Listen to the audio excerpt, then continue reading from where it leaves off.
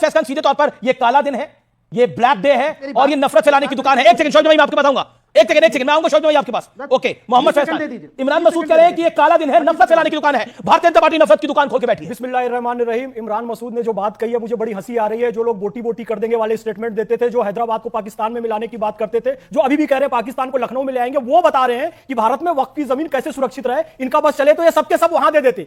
आज का दिन बड़ा शुभ दिन है, बड़ा अच्छा दिन है, बड़ा पाक दिन है। आज के दिन मुसलमानों को उनका अधिकार संवैधानिक तौर पर मिल रहा है। बहुत सारे लोगों ने अवैध कब्जा जमा कर रखा था वक्फ की प्रॉपर्टी पर, उन्हें मिल नहीं पा रहा था। उन बेवाओं को, उन महिलाओं को, उन बच्चों को शिक्षा का अधिकार। वक्फ बोर्ड पर संशोधन पर दो मौलाना आपस में एक दूसरे की गजब की बहस कर रहे हैं। चलिए पूरा वीडियो देखिए और बताइए आप लोग का क्या राय है। चलिए हम वीडियो को स्टार्ट करते हैं।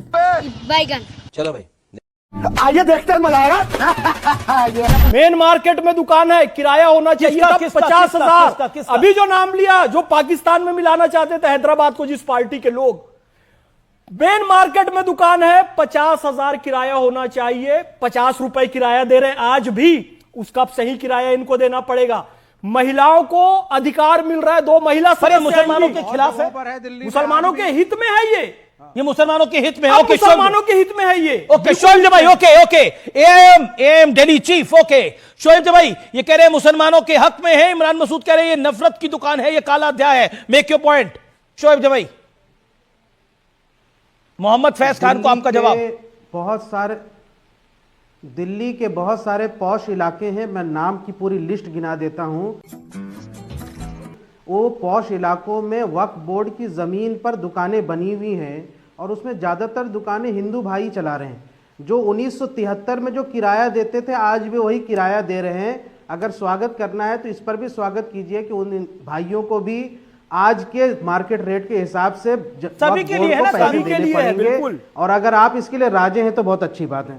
ठीक है ना? नहीं, सुन लीजिए मेरे पॉइंट,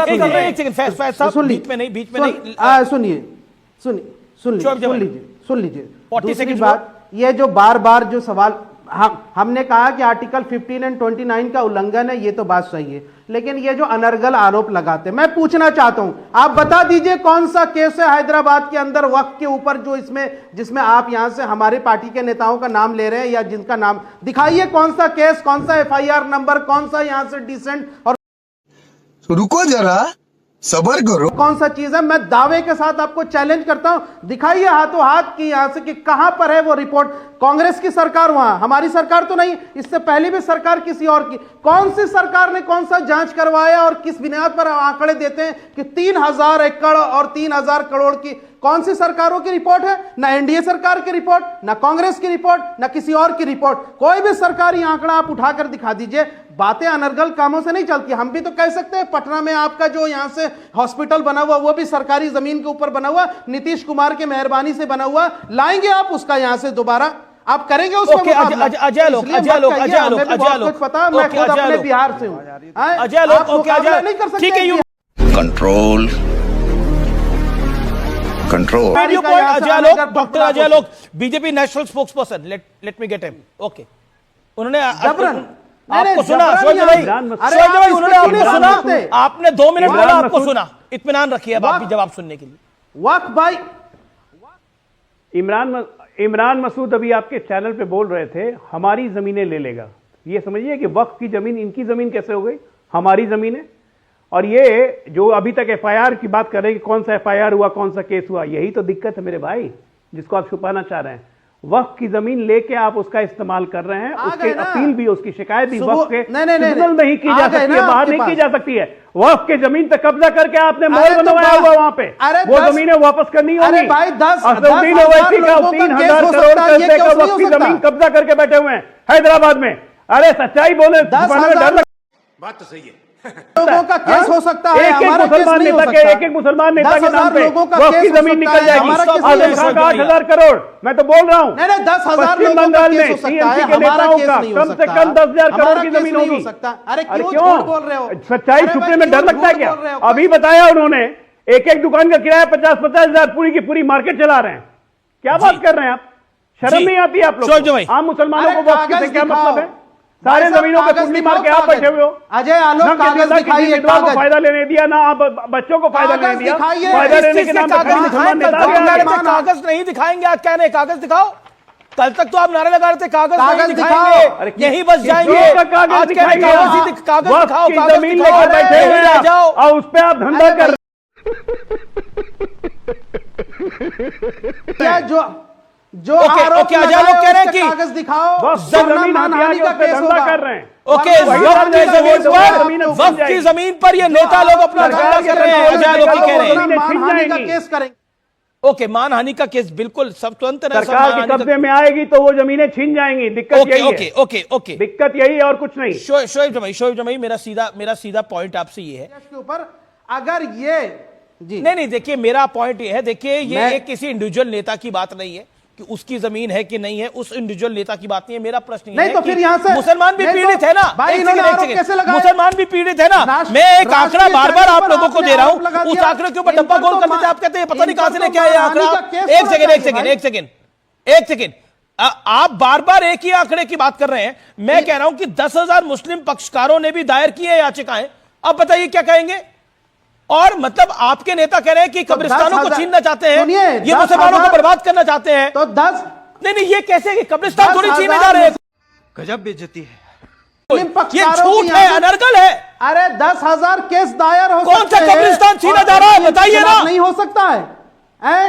कहां है? दिखाइए ना सबूत आपकी यहाँ से कि MIM के लोगों ट्रिब्यूनल- ने वक्त को यहाँ से हड़पा, वरना मानहानि का मुकदमा करेंगे हम। वहां मानहानि का मुकदमा करेंगे हम यहाँ से दिल्ली में बैठ करके, सुप्रीम कोर्ट के अंदर भी और हाई कोर्ट के अंदर भी। ये अनर्गल आरोप लगाना बंद कर दीजिए। दिल्ली MIM के लीगल सेल आपको चेतावनी दे हाँ, रही है। ये मुसलमानों को समझे? बहकाने और कुछ भी नहीं भड़काने बोल का काम सकते आप बंद कर राष्ट्रीय दीजिए। आप चैनल समझ पर। गए। राष्ट्रीय किसी कब्रिस्तान चैनल पर आप मस्जिद कुछ पर नहीं बोल कब्जा नहीं सकते किया जा रहा है, जबरन। उसका या तो कानूनी सबूत दिखाइए legalization किया जा या रहा है। कोई रिपोर्ट और दिखाइए सुनिए आप, या शोएब तो जमाई फालतू साहब, की नहीं कीजिए। 40 आसफ जाही मस्जिद हैदराबाद की पत्रकार अब्दुल बहमान जाकर हैदराबाद में देखिए, पूरा रिकॉर्ड है। ये आज कह रहे हैं कि हैदराबाद की जो 4 मीनार वाली मस्जिद है जी, वो हमें दे दो। 40 आसफ जाही मस्जिदें आज तक क्यों नहीं खुलवाई गई? अरे उस पर भाई कब्जा जाइए। करके क्या बात है सर, क्या बात। क्यों छोड़िए बैठे ना। हैं? पत्रकार मैं जो सबूत बहमान मांग के रहा हूं। पास आप जाइए, उनके पास सारा रिकॉर्ड है, मैं रिकॉर्ड दे दूंगा। और आप FIR कराने की बात करते हैं। बकवास पहले सुधार बातें। का काम कीजिए। दिखाइए। मुल्तानी का आप लोग बकवास कितना बात- कराते हैं, बकवास सऊदी के बातें शेख हैं। आते हैं तो उसका रिकॉर्ड बकवास। निकालिए। उसका मैं रिकॉर्ड कह रहा नहीं हूं कि दिखाएंगे, भाई वहां हमारे FIR पार्टी नहीं के ऊपर कराएंगे। जो आरोप आज लगाते हैं, मुसलमानों की जमीन